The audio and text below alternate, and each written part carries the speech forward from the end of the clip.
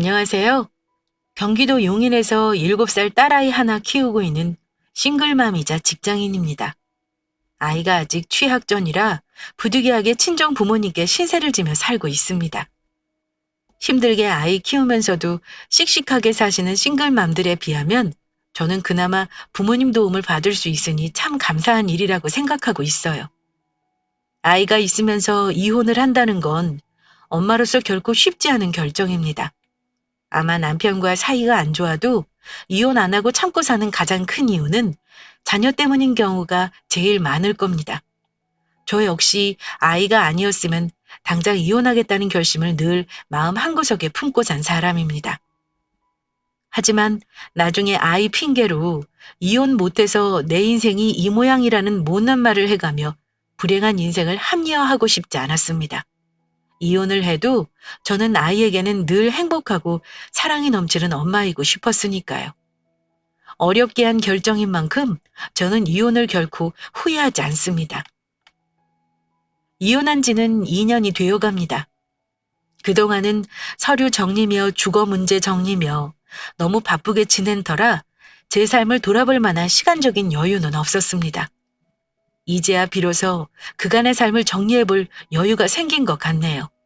사실 얼마 전에 이혼한 전 남편이 찾아와 재결합하자며 헛소리를 하고 갔던 적이 있긴 했습니다. 물론 고민할 것도 없이 거절하고 집에서 내쳤지만요. 그 인간이 이혼한 지 한참 지나 저를 찾아온 이유가 있었습니다. 일단 저의 이혼 얘기하려면 결혼을 어찌 했는지부터 살짝 말씀을 드려야 할 것 같습니다. 전 남편과 저는 연애를 오래 했습니다.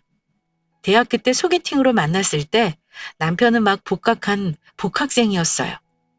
저희 부모님도 남자친구 사귀는 사실을 다 알고 있긴 했습니다. 하지만 설마 제가 일찌감치 결혼까지 할 거라고는 생각을 못 하셨던 것 같습니다. 난데없이 결혼하겠다는 딸 때문에 많이 속상하셨을 겁니다.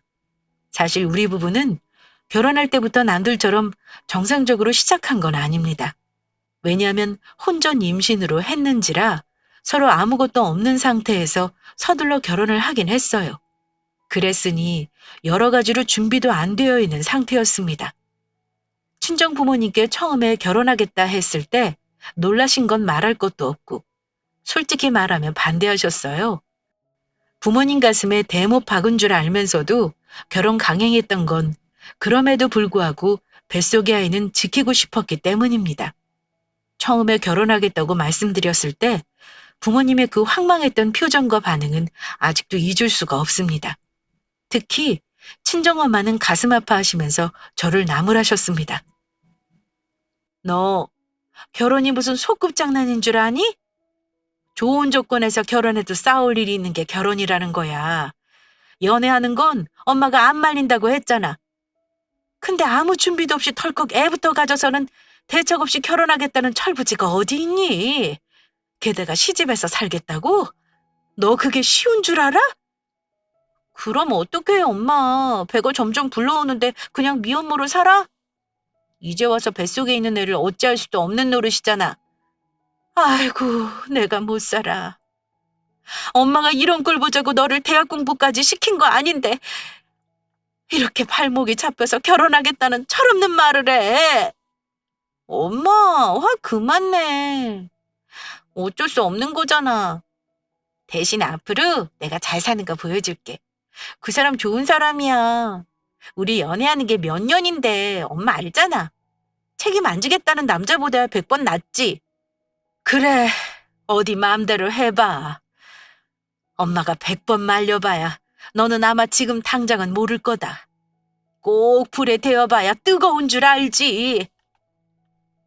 부모님은 속상해 하시면서도 결국은 결혼을 허락하셨습니다. 사실 부모님이 속상해 하신 건 사실 다른 이유도 있었습니다. 저와 남편은 3살 차이였는데 이미 제가 대학 졸업 후 직장에 다니고 있었던 반면 그 사람은 짧은 시간 회사에 다니다가 그만두고 창업 준비를 하면서 사실상 백수나 다름없는 상황이었거든요. 안정적인 직장 생활을 한다면 반대가 그렇게까지 심하지는 않았을 것 같기는 합니다. 또 시댁에서 저희 결혼을 도와줄 만큼 여유가 있는 형편도 아니었고요. 그런 사정을 모두 아는 우리 부모님이 결국 결혼 허락하신 건 딸이 선택한 길이기 때문에 이길 수 없다는 걸 아셨기 때문일 겁니다.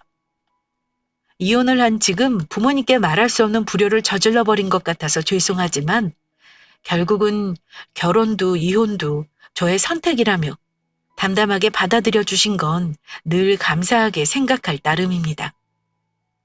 친정 부모님에 대해 간단히 말씀드리자면 아빠는 지역 내 유지라 할 정도로 부유하시고 사업적으로 성공하신 분입니다. 제가 도와달라고 하면 신혼집이며 결혼 비용 전부 도와줄 능력은 있는 분들이었지만 저는 차마 부모 가슴에 못 박는 결혼하면서 도움까지 받을 염치는 없었습니다. 여차하면 시댁에 들어가서 살 결심까지 했었는데요. 그런데 친정엄마가 결국 허락하시면서 저와 남편에게 했던 말이 있습니다. 아무리 말려도 결혼하겠다니 어쩌겠니? 근데 엄마는 너 시집살이 하는 꼴은 절대 못 봐. 아무리 시부모가 좋아도 힘든 게 시집살이야.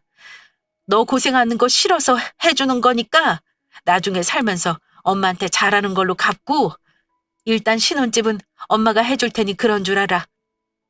박서방, 자네 우리 딸 여러 가지 포기하고 자네 선택하라는 거 잘할 거라 믿네. 그러니까 우리 딸 힘들게 하지 말고 잘 살아야 하네. 약속해 줄 수 있지? 장모님, 당연하죠. 부족한 거 많은 저를 사위로 맞아주셔서 정말 감사합니다. 지금 당장은 제가 부족해 보이시겠지만 앞으로 살면서 잘하는 걸로 갚겠습니다, 장모님. 박서방, 자네 부모님이 도와줄 형편은 안 된다면서? 일단은 우리 쪽에서 전세 얻을 돈은 일단 마련해 주마. 집은 너희들이 열심히 벌어서 장만하도록 해. 그건 앞으로 너희들이 해야 할 몫이니까 열심히들 살아. 친정 부모님은 신혼집 전세자금 2억을 지원해 주셨고 나머지는 남편과 제가 모은 돈으로 충당했습니다. 결혼 비용은 반반해서 정말 속전속결로 결혼했어요. 남편도 결혼 전에는 우리 부모님이 허락해 주시는 것만 해도 감지덕지라며 친정 부모님에게 참 잘했던 사람이었습니다. 그때는 남편의 본성을 잘 몰랐습니다. 아무리 사귄 기간이 오래라고 해도 결혼해서 같이 산다는 건 전혀 다르다는 걸 같이 살아보고 나서야 알게 된 거고요. 배불러 오기 전 결혼하느라 어찌어찌 결혼을 하긴 했는데 다들 예상하시다시피 처음부터 결혼 생활이 쉽지는 않았습니다. 시부모님은 두 분 다 일을 하셨고 형편이 좋지는 않았던 것 같습니다. 하지만 며느리인 저에게 딱히 나쁘게 하시거나 못 살게 구신 분들은 아닙니다. 오히려 며느리 눈치를 보셨다고 하는 게 맞겠네요. 그도 그럴 것이 결혼을 시키긴 했어도 며느리 집안이랑 경제적으로 많이 차이가 나는 거 알고 계시기도 했고 결혼할 때 도움 준 것도 크게 없었으니 저를 함부로 대할 수 없었을 겁니다. 가장 큰 이유는 남편 사업이 번창하는데 우리 친정아빠의 도움이 가장 컸다는 걸 아셨기 때문입니다. 애 낳고 나서 한동안 남편 사업이 잘 나갈 때 어머니는 남편에게 이런 말을 자주 하셨습니다. 항시, 처음을 잊으면 안 되는 거야. 너 이만큼 잘 나가게 된 거 다 네 장인어른 덕 아니냐. 늘 감사하는 마음 잊지 말고 살면서 네 처한테 잘해. 사람이 언제까지 잘 나가라는 법은 없는 거다. 오르막이 있으면 내리막도 있는 거야. 안 될 때를 대비하는 것도 잊지 말고 초심을 잃으면 절대 안 된다. 그때는 남편이 한창 기고만장할 때라 어머니가 남편 씀씀이를 보고 걱정하시면서 말하는 걸 듣기 싫어했습니다. 엄마, 될 놈 되리라고 들어봤죠? 될 놈은 결국 뭘 해도 된다는 거예요. 내가 그 될 놈 되리라니까? 물론 우리 장인어른이 도와주신 건 맞지만 일단은 내가 잘했으니까 이만큼 사업이 큰 거라고요. 엄마가 잔소리 안 해도 내가 다 알아서 대비해 놓을 거니까 걱정하지 말아요. 그래도 이놈아, 너 돈 좀 번다고 아주 씀씀이가 해프 보여서 하는 말이야. 집도 사고 차도 산 건 알겠지만 그것도 다 빚 아니냐. 감당할 수 있을 만큼 적당히 저지르고 살아. 어머니는 걱정이 되시는지 남편에게 저런 잔소리를 자주 하셨습니다. 시어머니가 구구절절 맞는 말만 하신 거 맞습니다. 어머니는 남편을 호통치듯이 잔소리하셨지만 어찌됐든 어머니에게 남편이라는 존재는 사업으로 한 번에 집안을 일으켜 세운 잘난 아들이었습니다. 어찌 보면 제가 이 집안에 시집 오고 나서 남편 일이 잘 풀린 거니까 제가 복덩어리인 건데 그걸 알아주지는 않더라고요. 시어머니는 배불러 시집 온 며느리가 아주 예쁘지는 않았는지 애 낳고 나서 시어머니 태도가 돌변하더니 간혹 제 속을 뒤집는 말을 할 때도 있긴 했습니다. 시댁에 서운한 거 나중에 말씀드리겠지만 그래도 시부모님이 우리 부부 이혼의 결정적인 이유는 아니었습니다. 오히려 제가 이혼하겠다고 했을 때 시부모님은 번갈아 찾아오셔서 이혼을 말리신 분들이십니다. 아이가 있으니 시부모님 입장에서도 아이가 얼마나 걱정이 되셨겠습니까? 우리 부부가 이혼하는데 가장 큰 이유는 남편의 뻔뻔함과 은혜를 모르는 배은망덕함 때문이었다고 먼저 말씀드리며 일단 결혼 초반으로 다시 돌아가 보겠습니다. 번갯불에 콩 볶아 먹듯 급하게 결혼을 하고 나니 배가 본격적으로 불러왔습니다. 저는 예정일 한 달 전까지 직장에 출퇴근했습니다. 왜냐면 그때 제가 가지고 있는 비상금이 있긴 했어도 남편이 한동안 생활비를 주지 않았기 때문에 일을 그만둘 수가 없었습니다. 저도 만삭의 몸으로 너무 힘든 나머지 남편에게 투정 아닌 투정을 많이 부리기도 했어요. 여보, 나 일하다가 양소 터질까 봐 걱정이야. 이러다 진짜 일하다 애 나는 거 아니야? 몸이 무거우니까 일하는 거 너무 힘들어. 다리도 저녁 때 되면 퉁퉁 붓고 너무 힘든데 다음 달까지만 다니고 그만둘까 봐. 여보, 조금만 더 버텨봐. 당신 힘든 건 알겠는데 한 푼이라도 모아놓고 그만둬야 당신도 마음 편할걸? 의사도 그러더라. 막달해도 체중이 너무 불지 않게 몸을 움직이는 게 좋다잖아. 여러모로 일하는 게 당신한테 더 좋을 거야. 더 버텨보라는 말에 솔직히 서운한 건 사실이었습니다. 하지만 저도 투정을 부리긴 했지만 남편 사정을 대충 알고는 있었습니다. 남편은 그때 막 건설 관련 설계 사무실을 차린 지 얼마 안 돼서 여기저기 영업하느라 바쁘기만 했었는데 노력하는 것에 비해 성과는 별로 없었습니다. 사실 남편 사업이 특성상 큰 돈을 벌 수 있긴 합니다. 하지만 모든 처음이 어려운 법이라고 처음 일을 따는 게 어렵습니다. 큰 공사의 설계를 맡으려면 적격 심사를 통과해야 하는데 그러려면 금액이 적은 수의 계약을 많이 한 이력이 필요합니다. 쉽게 말해 설계 경험이 많은 회사일수록 입찰할 수 있는 설계 용역의 금액이 커집니다. 이게 사실 인맥도 굉장히 중요해요. 하지만 남편은 그런 인적 네트워크가 부족했습니다. 그래서 어디 입찰을 해도 떨어지기 일쑤였고 수의 계약도 쉽지 않았습니다. 지역에서 인지도가 없으니 당연한 일이었죠. 심지어 일하는 직원 월급 주기도 힘들어했어요. 가장 힘든 건 저보다 본인이었겠죠. 남편은 처음에는 힘들다는 티를 내지 않았지만 버티다 안 되겠는지 나중에는 저한테 도움을 달라는 말을 어렵게 꺼냈는데요. 여보, 내가 이런 말은 진짜 안 하려고 했는데 말이야. 장인어른한테 나 좀 살려달라고 부탁 좀 해주면 안 돼? 장인어른 회사에 공사건 혹시 있으면 나한테 일 좀 달라고 해주라. 내가 진짜 이런 도움까지는 안 바라려고 했는데 이러다가 석 달도 못 버티겠어서 그래. 어?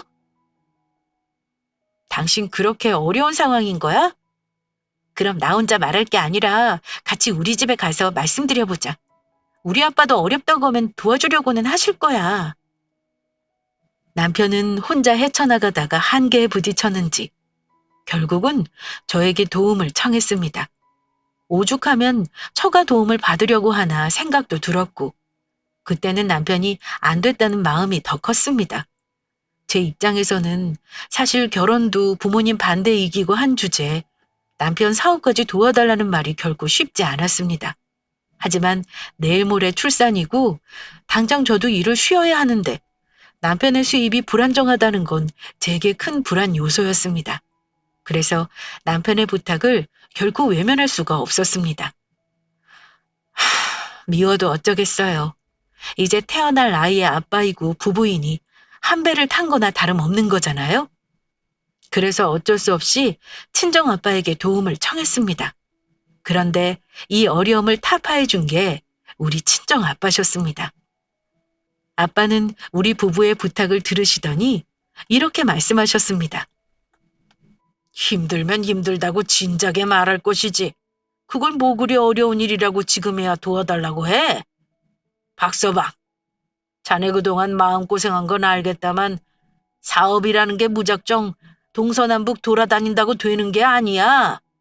요령도 필요하고 인맥도 활용하고 간혹 편법도 쓸 줄 알아야 하는 법이네.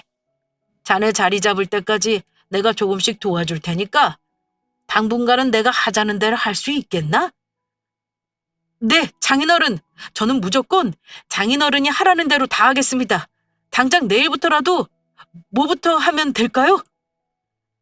자네 회사 다닐 때처럼 살면 절대 사업에서 성공 못하네. 특히 이 바닥에서는 더 그래. 호기롭게 회사 나와서 자기 사업하겠다고 큰소리치고 몇 달 만에 망하는 거 내가 한두 번 본 줄 아는가? 자네도 당장 내일 망해도 이상하지 않다는 거 잘 알지? 일단 내일 당장 그동안 업무 추진했던 거 실적 먼저 다 가지고 들어와 보게. 당장 눈앞에 위기만 극복하면 되는 게 아니야. 내가 도와준다고 했으니 앞으로 차근차근 자네가 잘 되는 방향으로 도와주겠네. 아빠는 평생 사업을 하신 분이니 남편을 보면서 답답한 게 많으셨던 것 같습니다. 물론 당장 일거리 몇 개 주는 건 어려운 일이 아니었을 겁니다. 하지만 눈앞에 이익에 급급해서 근본적인 문제를 해결하지 못하고 넘어가면 또 위기가 올 거라는 말씀을 하셨습니다. 남편은 찬밥 더운 밥 가릴 처지가 아니었으니 당장에 아빠 말대로 하겠다고 하더군요. 아빠가 토목건설 사업을 하시는 게 이렇게 도움이 될 줄은 몰랐습니다. 그때 남편은 아빠가 시키는 건 뭐든 다 할 것 같은 태도였습니다. 누구든 그렇지 않겠어요? 내일 모레 출산하는 아내가 있고 가장인데 모아놓은 돈도 없고 당장 수입이 변변찮으니 하루하루가 얼마나 피가 말랐겠습니까? 그런 상황에서 우리 친정아빠는 남편에게 구세주나 다름없었을 겁니다. 친정아빠가 남편을 도와주기 시작한 시점부터 신기하게도 남편 일이 풀리기 시작했습니다. 아빠는 인맥을 동원해 자잘한 수의 계약부터 남편이 할 수 있게 도움을 줬습니다. 남편 사업은 사실 일이 몇 건만 있어도 어지간한 회사원 1년 연봉은 나오니까요. 남편은 전과 달리 아빠 도움을 받으면서 매일 바쁘게 일을 했습니다. 그러는 와중에 저도 출산을 하고 예쁜 딸을 낳게 되었습니다. 직장 쉬기 전에 남편 힘들었던 점이 해결되니까 저도 편한 마음으로 육아에 전념할 수 있게 되어 참 다행이라 생각했습니다. 아이가 첫돌 무렵까지는 남편은 친정아빠 덕분에 그 분야에서 인맥도 꽤 쌓았고 실력도 많이 늘렸습니다. 처음에 둘만 있던 사무실에서 직원이 6명으로 늘어났고 사무실도 좀 더 넓은 곳으로 옮기게 되었고요. 그리고 돈을 벌게 되니까 저에게도 생활비도 넉넉히 줬습니다. 저는 아이가 3돌만 지나면 직장을 다시 복귀할 생각이 있었는데 육아랑 살림에 전념하라는 말도 했어요. 남편이 바빠지고 돈을 벌게 되니까 저도 좋긴 했습니다. 남편은 한창 바쁜 초반 닥치는 대로 일을 했습니다. 주말에 쉬는 날도 거의 없었어요. 그러다 보니 아무래도 저와 육아에는 그만큼 소홀했습니다. 한창 아이 예쁠 때 커가는 모습을 남편은 그리 아쉬워하지 않았습니다. 아무리 돈이 좋아도 지나가면 다시는 오지 않을 순간이 아이 키우는 순간이잖아요. 제가 너무하다 싶어 서운하다 하면 돌아오는 말은 이랬습니다. 내가 누구 때문에 이 고생하면서 돈 버는 건지 당신 몰라? 다 당신이랑 우리 딸 생각해서 이러는 거 아니야. 물 들어올 때 놓아줘야 하는 거야. 힘든 사람한테 완벽한 아빠 노릇까지 요구하지 마. 누가 완벽한 아빠 노릇하래? 아무리 그래도 일주일에 한 번은 가족끼리 보내는 시간도 있어야지. 우리 시연이가 당신만 보면 우는 게 괜히 그러는 거겠어? 당신도 말만 아빠라고 하지 말고 애랑 시간을 보내는 것도 필요해. 나도 그러고 싶어. 근데 아직 그럴 때가 아니야. 우리 집도 사야 하고 차도 사야 하고 갈 길이 멀잖아. 그때까지는 당신이 참아줘. 누구보다 자기 사업을 잘 이끌고 싶어 하는 건 이해합니다. 하지만 무슨 일이든 균형이라는 게 중요한 건데 남편은 도무지 가정에는 관심이 없어 보였습니다. 집이 마치 하숙집인 듯 생활했고 육아를 도와주는 건 아예 없었습니다. 아마 아이 기저귀 갈아준 것도 10손가락 안에 꼽을 겁니다. 저도 독박 육아로 힘들었지만 남편을 이해하려고 했습니다. 이때까지는 저도 남편 사업이 자리 잡는 게 더 중요하다고 생각했고 서포트 해주고 싶어서 잔소리를 많이 하지는 않았습니다. 어쨌든 친정아빠는 남편 사업이 잘 될 수 있게 도와주신 1등 공신이셨습니다. 일단 지역사회에서 아빠가 그 업계에 끼치는 영향이 상당하기도 했어요. 그러다 보니 남편이 아빠 덕을 정말 많이 봤습니다. 그렇게 열심히 일한 덕에 저희는 전세를 탈출해 결혼 5년 만에 내 집을 장만할 수 있었습니다. 결혼할 때 친정에서 도와주신 보증금 2억에 그동안 모은 돈에 대출을 조금 받긴 했습니다. 만 1억도 안 되는 대출이라 별 걱정은 하지 않았습니다. 여기까지는 아무 문제가 없었죠. 그런데 갈등은 집 등기를 칠 때 생겼습니다. 우리 부부는 새 아파트를 분양받은 게 아니라 전매로 분양권을 샀는데요. 등기 칠 때 남편과 명의 문제로 갈등이 있었습니다. 저는 당연히 공동명의를 할 거라고 생각했어요. 결혼할 때 친정에서 도와주신 돈도 있고 아파트 가격이 5억대였기 때문에 굳이 따지자면 제 돈이 절반 들어간 거나 다름없었습니다. 하지만 남편은 우리가 재산이 불어날 그 시점부터 점점 달라지기 시작했습니다. 집 등기를 쳐야 하는데 남편이 느닷없이 이런 말을 하는 겁니다. 집은 아무래도 내 명의로 하는 게 나을 것 같아. 나중에 혹여 사업상 담보대출하려면 단독 명의로 하는 게 절차가 수월하다 그러네. 일단 내 명의로 했다가 나중에 봐서 공동 명의로 하는 게 어떨까 싶은데 당신 생각은 어때? 남편은 그렇게 말하면 제가 따를 거라 예상한 듯 했습니다. 하지만 저는 남편 입에서 담보대출이라는 말이 나오는 순간 더더욱 단독 명의를 해주고 싶은 생각이 없어지고 말았습니다. 아무리 제가 좋은 게 좋은 거라지만 집 명의 문제는 달랐습니다. 그리고 그동안 남편 사업이 잘 되게 해준 거 8알은 우리 아빠 덕이고 친정 돈도 들어가 있는데 단독 명의라뇨. 저는 그건 싫다고 딱 부러지게 말했습니다. 무슨 말도 안 되는 소리야. 그 집이 당신 돈으로 산 거야? 우리 결혼해서 이제까지 모은 돈으로 산 건데 당연히 공동 명의로 해야지. 그리고 담보대출? 당신 단독 명의로 해서 마음대로 대출 받아도 나는 모르는 거잖아. 난 그런 식으로 돈 사고 치는 거 용납 못해. 공동 명의 안 할 거면 잔금 치르는 거 돈 안 줄 거니까 그런 줄 알아. 솔직히 집 산 거 내 덕이 더 큰 거잖아. 당신은 애 낳고 내내 집에서 놀고 먹고 있으면서 공동 명의를 해달라는 거 솔직히 웃긴 거야. 다른 집은 남자들이 전부 단독 명의로 집 사더라. 암튼 나는 내 명의로 할 거야. 우리 어머니도 그러라고 했으니까 더 토달지 마. 어머니가 그러라고 했다고? 당신 나 없이 어머니랑 뭐 그런 결정을 해? 어머니는 대체 왜 간섭하시는 건데? 솔직히 말해 결혼할 때 도와준 것도 없으시잖아. 심지어 시어머니가 남편 역성을 들며 단독 명의로 하라고 했다는 말을 듣자 더 열이 받더라고요. 남편과 옥신각신하고도 결론을 못 내서 제가 어머니에게 연락해 따져 묻기까지 했습니다. 어머니, 혹시 애아빠한테 우리 집 산 거 공동명의 하지 말라고 하셨어요? 그 집을 어찌 샀는지 어머니가 다 아시면서 그런 말씀을 하실 수가 있어요? 저 정말 너무 서운하네요. 그런데 어머니가 제 말을 듣고 하시는 말씀이 예, 집을 남편 명의로 하는 게 뭐 그리 서운한 일이라고 시어머니한테까지 전화를 해서 따지고 드니? 그 집 장만하느라 아비가 고생한 거 너도 알 거 아니냐? 원래 남자가 재산을 틀어지고 있어야 집안이 잘 되는 거 몰라? 명의가 남편한테 있다고 네 집이 아니라고 할 수도 없자는 거잖니. 별것도 아닌 걸로 기운 빼지 말고 그 집은 아비 명의로 해줘라. 그게 이치에 맞아. 어머니, 뭐가 이치에 맞는다는 건데요? 결혼할 때 제가 보탠 돈이 얼마인 줄 모르세요? 그리고 남편 사업 잘 된 덕이 다 우리 친정아빠 덕인 거 아시면서 집 명의 가지고 이렇게 치사하게 나오시면 안 되는 거죠. 저는 절대 단독 명의 못 해줘요.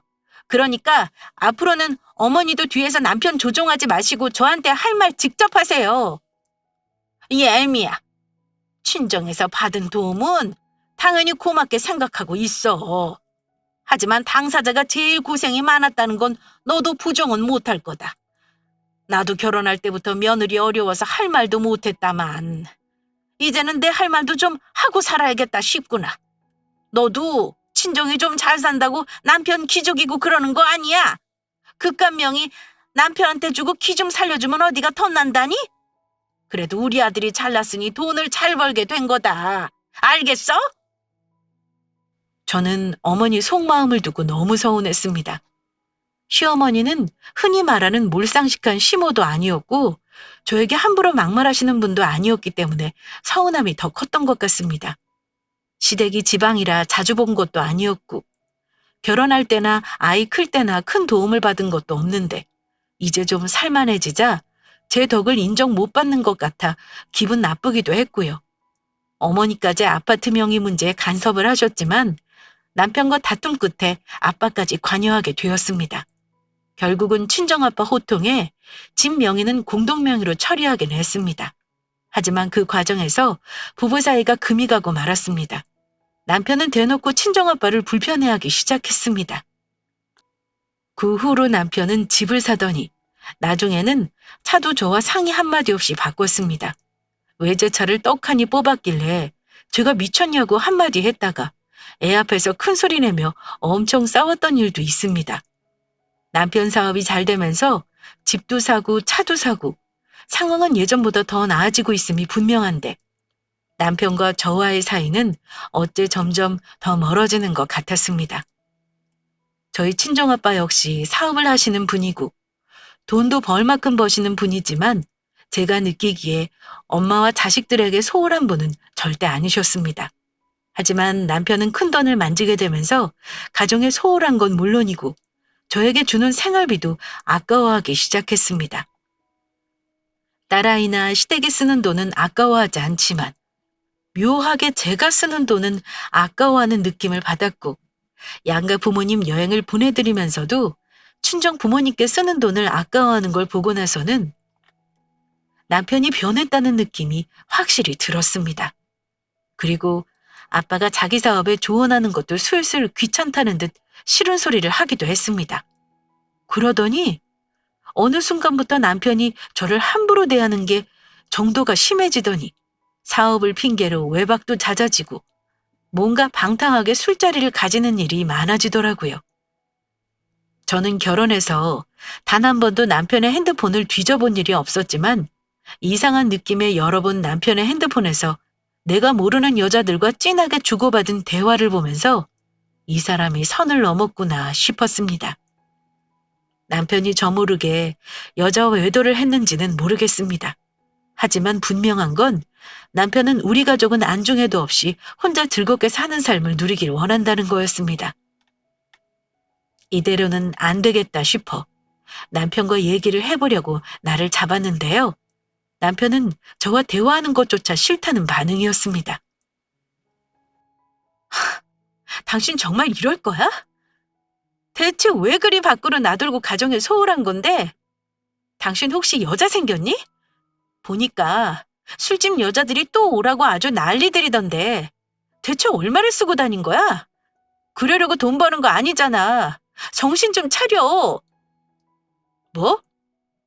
당신 내 핸드폰 뒤졌어? 가지가지 한다 정말. 가뜩이나 없는 정 더 떨어지게 하네. 지금 누가 할 소리를 해? 내가 이혼하자고 해도 모자랄 판에 뭐? 정이 떨어져? 당신 이럴 거면 나랑 뭐하러 같이 살아?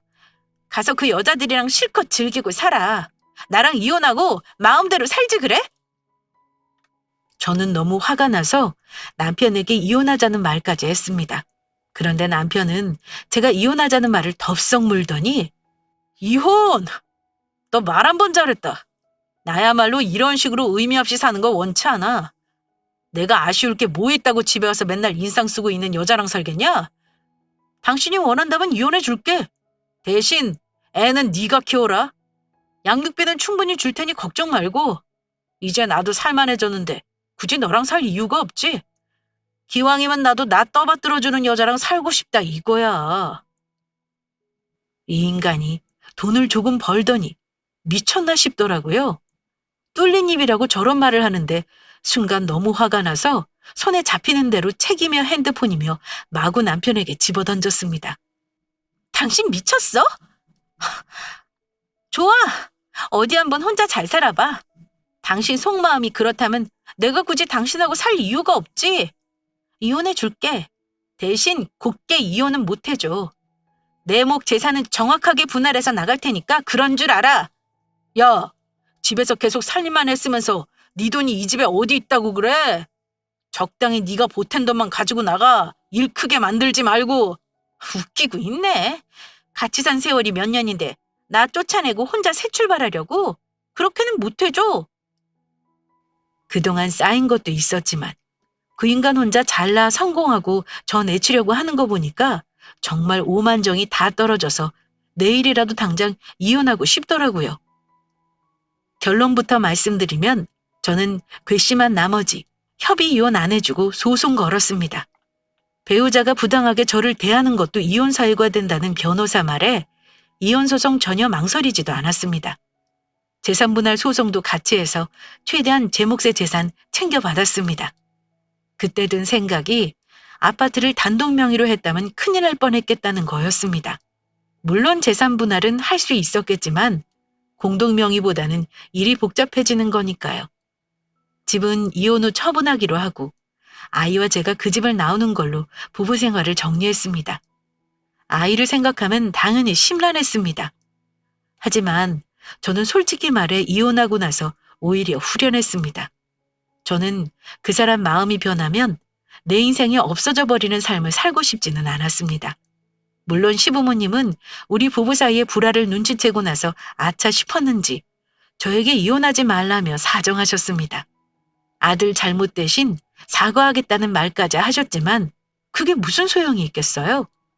제가 이혼하고 나서 친정 부모님은 그 인간에게 심한 배신감을 느끼셨던 것 같습니다. 특히 친정아빠는 사업적으로 남편에게 큰 도움까지 주셨던지라 더 상심이 크셨을 겁니다. 애 데리고 친정에 와 있는 저 때문에 많이 속이 상하셨는지 한동안 거의 매일 술을 드시더라고요. 저한테 뭐라고 한마디 하실 법도 한데 몇 달간 아무 말도 안 하셨습니다. 그러다가 어느 날 이러시더라고요. 이혼했다고 의기소침할 거 없어. 딸이 있는데 엄마가 강해야 하지 않겠니? 네 삶은 어찌 됐든 살아야 하는 거다. 바깥 그 못된 놈은 내가 벼르고 있어. 그러니까 너는 다 잊고 딸내미랑 열심히 살 생각만 해. 저는 아빠 말을 듣고 그저 알겠다고 대답만 할 뿐이었습니다. 그렇게 시간이 흘러 이혼 후 1년이 지났을 때였는데요. 전 남편은 한동안 아이를 보겠다는 연락도 하지 않았습니다. 아빠로서 최소한의 도리도 하지 않은 나쁜 인간이구나 싶었지만 제가 먼저 연락하고 싶지는 않았습니다. 그런데 작년에 그 인간이 갑자기 연락을 하더니만 할 말이 있다며 친정집으로 오겠다는 말을 하는 겁니다. 아이가 보고 싶다는 말을 하길래 밖에서 만나자 했는데 제가 말릴 새도 없이 찾아와서 무턱대고 문을 열어달라는 거예요. 어쩔 도리 없이 그 인간을 일단 집으로 들였는데요. 1년 만에 본 그 인간 행색이 어째 좀 꾀죄죄 하더라고요. 하긴 챙겨주는 여자가 없으니 남자 행색이 저렇겠다 싶었는데요. 집에 오자마자 애를 찾는 게 아니라 우리 아빠를 찾는 겁니다. 장인어른, 장인어른 집에 안 계셔? 내가 꼭 드릴 말씀이 있어. 장인어른이 내 연락 안 받으시니까 당신이 전화 좀 드려봐. 나 집에 와 있다고 말이야. 전 남편이 아빠가 집에 없는 줄 알았는지 거실에서 소란을 떨자 아빠가 서재에 계시다가 거실로 나오셨습니다.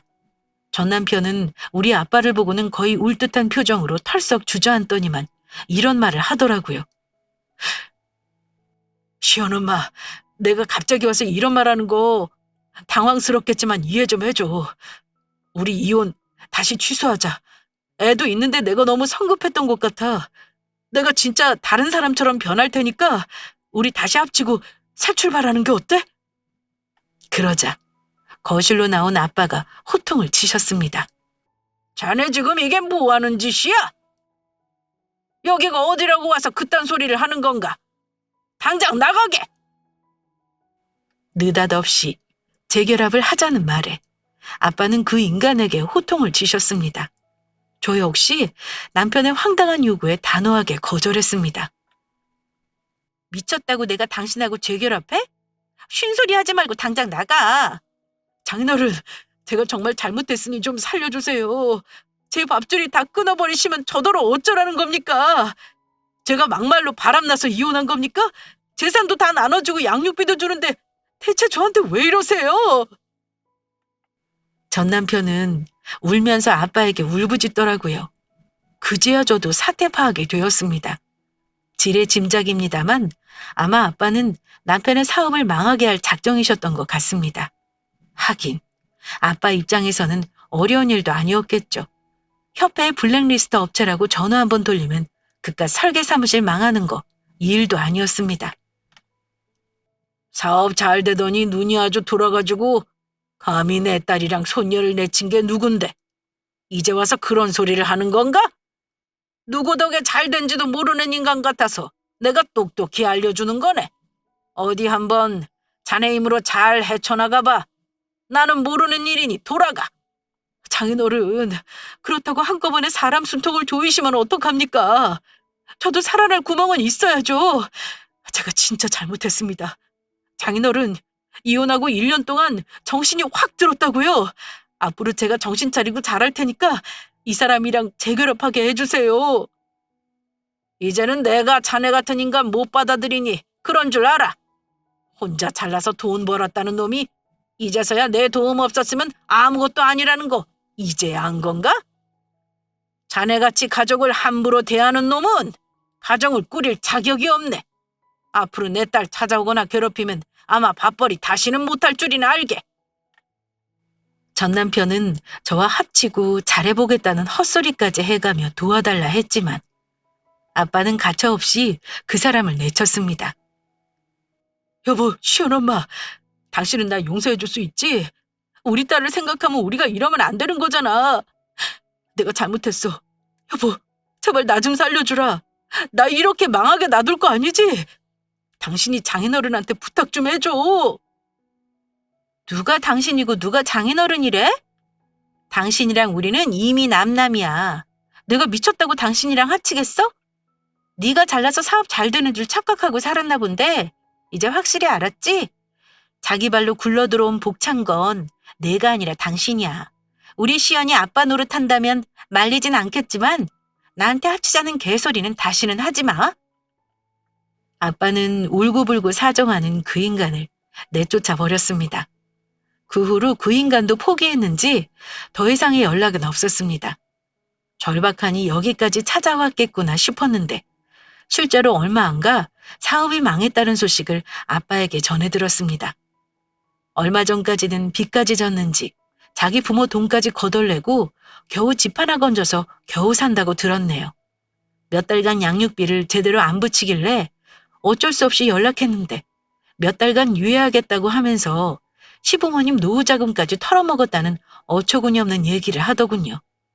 사정이 어려운 것 같아 일단 그러라고는 했습니다만 저한테 이혼하자고 기고만장하게 굴던 모습 생각하니까 너무 얄미워서 봐주기는 싫었습니다. 아마 그 인간은 저와 살면서 얻은 것들이 본인 힘으로 거저 얻은 거라고 착각을 했던 것 같습니다. 그리고 병풍처럼 늘 본인 옆에 있는 제가 귀찮고 하찮았던 거죠. 이혼 전에 저는 멍청하게도 남자 마음이 변하면 내 인생이 없어져 버릴 수도 있는 그런 삶을 살았더라고요. 남편이 벌어다 주는 돈으로 편하게 살면 행복할 줄 알았는데 알고 보니 제 삶은 남편이 혹여 바람이 나거나 단순히 혼자 살고 싶다는 마음에 저와 아이를 내치면 박살나버리는 최악의 인생을 살았던 겁니다. 일찌감치 깨닫고 남편이 이혼하자고 할 때 소송하고 이혼한 게 신의 한 수였구나 싶습니다. 아이 생각하면 당연히 마음 좋지만은 않아요. 하지만 제가 행복하지 않은 삶을 산다면 아이도 행복하지 않을 테니 저는 혼자 씩씩하고 행복하게 아이와 사는 길을 선택한 거 후회하지 않습니다. 구독자 여러분, 익숙함에 속아 소중함을 잊지 말자는 말이 있죠? 만약 내 가정에 좋은 일이 생겼다면 그건 누구 한 명이 잘 나가서가 아니라 온 가족이 함께 이룬 거라는 거 잊지 마시고 늘 가족을 소중하게 여기셨으면 합니다. 저의 이혼 사연은 여기까지입니다. 혹여 이혼을 고민하시는 분들이 계시다면 다른 것보다 자신의 행복을 최우선으로 고려하길 바라는 마음입니다. 제 사연이 도움이 되었으면 하고요. 모두 행복한 가정을 꾸려나가시길 바라며 사연 마무리하겠습니다. 감사합니다.